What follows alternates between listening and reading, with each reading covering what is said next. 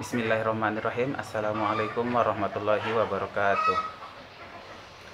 Perkenalkan, nama saya Iswandi. Saya dari jurusan Pendidikan Biologi kelas Bio 12. Hari ini saya akan menjelaskan mengenai apa itu ekologi tumbuhan dan ruang lingkup dari ekologi tumbuhan. Nah, sebelum kita melangkah pada ruang lingkup ekologi tumbuhan, kita harus mengetahui bahwa apa sih itu ekologi. Ekologi itu berasal dari dua kata, yakni oikos dan logos. Oikos berarti habitat, sedangkan logos berarti ilmu.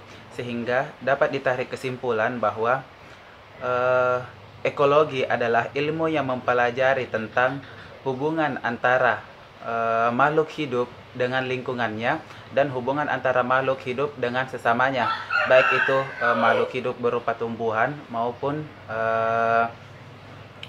berupa hewan. Sedangkan menurut Clemens, setiap tumbuhan merupakan alat pengukur keadaan lingkungan hidup sekitarnya, khususnya iklim dan tanah. Bidang tersebut melahirkan kajian tentang tumbuhan sebagai indikator alam atau lingkungan hidup sebagai yang dikenal dengan ekologi fisiologis. Kemudian, berdasarkan penjelasan tersebut, maka dapat diketahui bahwa umumnya ekologi itu terbagi menjadi beberapa garis taksonomi. Yang pertama adalah ekologi fisiologis, yang kedua adalah ekologi tumbuhan, yang ketiga adalah ekologi hewan, dan yang keempat adalah ekologi jasa teknik. Nah, yang akan dijelaskan pada hari ini adalah ekologi tumbuhan. Yakni kalau kita berujuk pada pengertian ekologi, berarti ekologi tumbuhan adalah ilmu yang mempelajari antara hubungan makhluk hidup yang ada pada lingkungan tumbuhan. Mungkin akan dibahas sedikit mengenai binatang, tetapi masalah hewan, tapi hanya sebagian kecil saja.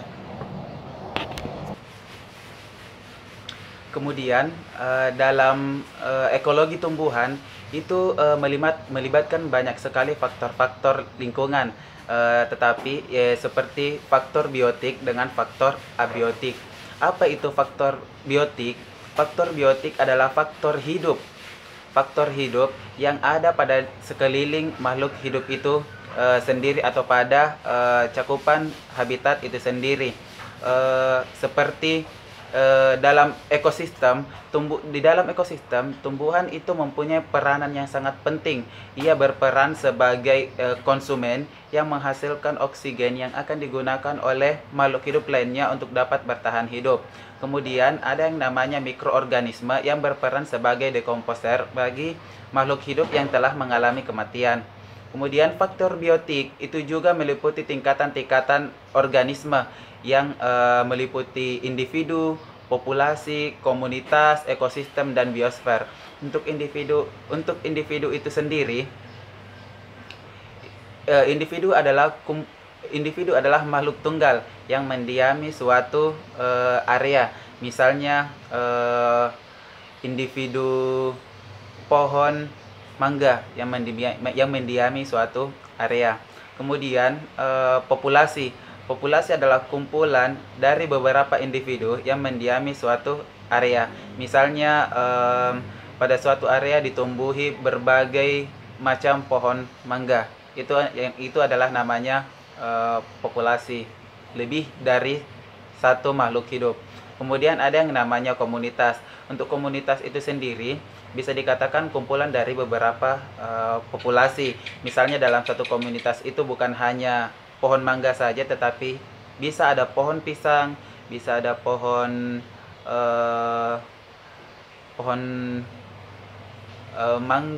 mangga, pohon pisang, pohon kelapa, dan lain sebagainya. Kemudian ekosistem dan biosfer. Tingkatan-tingkatan organisme tersebut itu saling mempengaruhi, mempunyai hubungan satu sama lain. Ketika satu tingkatan itu dihilangkan, maka tingkatan yang lainnya akan terpengaruhi. Kemudian faktor biotik. Kemudian faktor kedua adalah faktor abiotik. Kalau yang pertama adalah faktor biotik berarti hidup, berarti faktor abiotik adalah faktor yang tak hidup. Faktor abiotik ini juga mempunyai pengaruh yang sangat penting terhadap kelangsungan makhluk hidup seperti tumbuhan. Misalnya yang pertama adalah ketersediaan air. Air, sebagaimana yang kita ketahui bahwa air adalah sumber daripada kehidupan. Tanpa air, makhluk hidup tidak akan pernah bisa bertahan hidup, termasuk dengan tumbuhan. Ketika tumbuhan itu kekurangan air, maka ia akan mati. Walaupun ada beberapa jenis tumbuhan yang mampu bertahan hidup meskipun cuacanya sangat ekstrim, bahkan tak pernah mendapatkan air seperti kaktus. Kemudian yang kedua adalah adanya suhu. Suhu yang terlalu panas itu mampu membunuh tumbuhan karena setiap tumbuhan itu mempunyai batas toleran terhadap suhunya. Ketika suhu tersebut melebihi batas toleran, maka tumbuhan tersebut akan mati. Kemudian faktor abiotik yang ketiga adalah adanya ketersediaan tanah.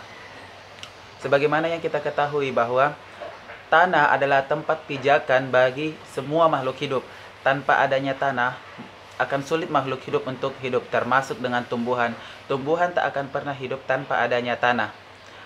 Jenis tanah yang berbeda itu dapat menyebabkan organisme yang hidup pada area tersebut juga mempunyai karakteristik yang berbeda-beda. Tanah juga menyediakan unsur-unsur yang sangat penting untuk menunjang kehidupan daripada tumbuhan itu sendiri. Kemudian selanjutnya adalah adanya ketinggian. Ketinggian tempat itu menentukan jenis organisme yang hidup di suatu tempat. Karena ketinggian yang berbeda akan menghasilkan kondisi fisik dan kimia yang berbeda pula. Seperti pohon pinus. Pada umumnya pohon pinus itu tumbuhnya pada daerah dingin dan pada dataran tinggi. Ketika pohon pinus itu ditanam di ketinggian dataran yang rendah, maka akan sulit baginya untuk tumbuh dan berkembang. Kemudian selanjutnya adalah angin. Angin selain berperan dalam menentukan kelembaban, juga berperan dalam penyebaran biji tumbuhan tertentu. Misalnya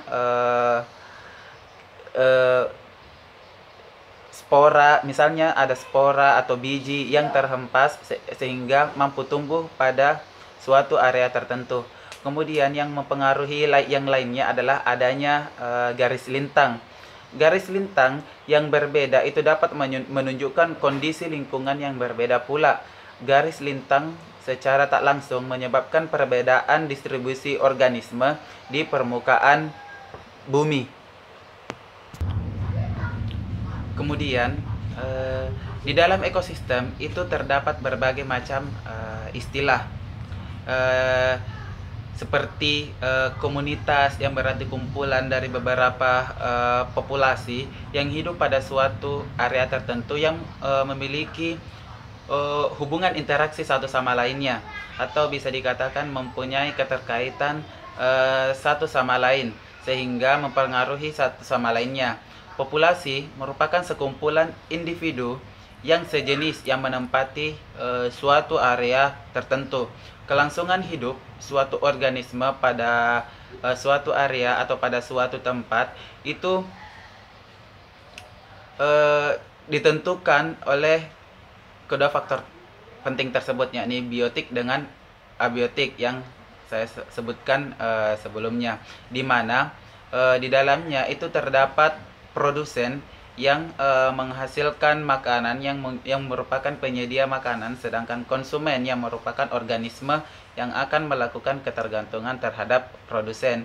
Umumnya produsen itu diduduki oleh tumbuh-tumbuhan, namun ada sebagian tumbuhan yang bisa dikatakan sebagai konsumen yang bisa dikatakan sebagai predator. Sedangkan untuk konsumen itu pada umumnya ditempati oleh hewan atau binatang. Kemudian terdapat berbagai sistem ekologi atau ekosistem yang ada pada biosfer atau biosfera bumi pada lingkungan terestris atau lingkungan akuatik atau lingkungan air, tumbuh-tumbuhan, air, dan mikrobiota tinggal dan melaksanakan kehidupannya yang berinteraksi dengan lingkungan hidupnya yang ada pada sekitarnya. Kemudian selanjutnya, ketika berbicara mengenai ekologi tumbuhan, maka tak akan lepas dari yang namanya aspek dan prinsip utama pada ekologi. Untuk aspek utama pada lingkungan ekologi tumbuhan itu terbagi menjadi dua, yakni studi tentang interaksi organisme atau kelompok organisme dengan lingkungannya atau dengan habitatnya. Kemudian yang kedua adalah studi tentang struktur dan fungsi dari alam itu sendiri. Kemudian yang kedua adalah prinsip utama pada ekologi tumbuhan. Adapun prinsip utama pada ekologi tumbuhan terbagi menjadi 5 jenis. Yang pertama, harus adanya interaksi. Suatu ekosistem atau suatu ekosistem tumbuhan itu dikatakan hidup apabila terjadi interaksi di dalamnya, baik sesama tumbuhan maupun antara tumbuhan dengan binatang. Kemudian terdapat saling ketergantungan, sebagaimana yang saya sebutkan tadi bahwa tumbuhan merupakan produsen yang menghasilkan produk atau makanan, sedangkan hewan sebagai konsumen yang merupakan pemakai atau yang memakan hasil produk dari produsen atau tumbuhan. Kemudian harus terdapat keanekaragaman. Kemudian yang keempat, terdapat keharmonisan. Kemudian yang kelima, terdapat kemampuan untuk melakukan atau berkelanjutan. Kemudian yang terakhir adalah ketika kita mempelajari bagaimana apa itu ekologi tumbuhan, maka kita akan mendapatkan sebuah manfaat daripada ekologi tumbuhan itu sendiri. Yang pertama, manfaat yang dapat diperoleh oleh manusia adalah yang pertama, manusia itu mampu mengetahui keanekaragaman jenis makhluk hidup. Misalnya pada unta, pada penguin, bagaimana cara penyesuaian dirinya terhadap lingkungan yang bisa dibilang sangat ekstrim untuk dihuni oleh makhluk hidup yang lainnya. Kemudian selain contoh penguin dan unta, kita bisa lihat tumbuhan kaktus yang mampu bertahan hidup di gurun pasir yang tanpa sedikit pun mendapatkan asupan air. Kemudian manfaat kedua yang dapat diperoleh dari manusia adalah mampu mengenali perilaku makhluk hidup. Contohnya adalah sistem sonar yang ada pada dunia perkapalan yang diadaptasi dari kemampuan hewan kelelawar. Kemampuan kelelawar dapat dalam mendeteksi lingkungannya dengan mengeluarkan suaranya. Kemudian pemanfaatan lumba-lumba juga untuk manusia untuk menentukan area atau sebuah lokasi pada tempat tertentu. Kemudian manfaat lainnya adalah mengetahui peran manusia untuk lingkungan seperti pada dunia pertanian.